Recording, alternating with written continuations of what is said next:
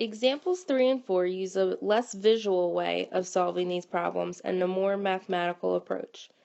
It asks us to use a percent proportion. In the top example, the diagram uses a percent proportion to show that 75% of 32 is 24. So you can see you have your part to whole, 24 to 32, and your percent always goes out of 100. This setup is extremely important for this strategy.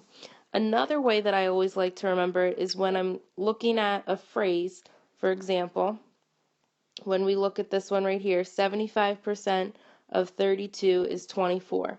I'm going to take whatever numbers with the is, and that's going to be my part, or my numerator, and put it over the of, because my of is always going to be my total, so the number that's with the of.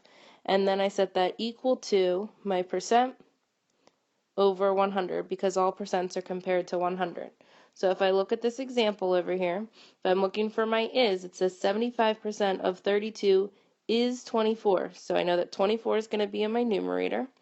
I look for my of, it says of 32, so that's going to be my whole.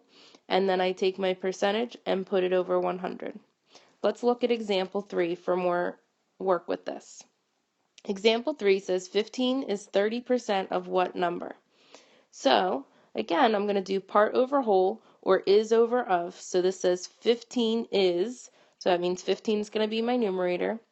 30% will go over 100 of what number? So it's saying of what number, so I'm looking for my total.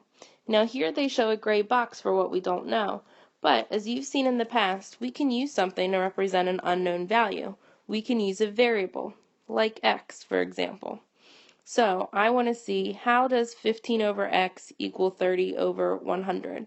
So I know that I can get from 30 to 15 by dividing by 2.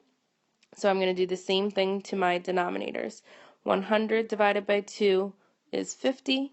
So I know that x equals 50, or 15 is 30% of 50.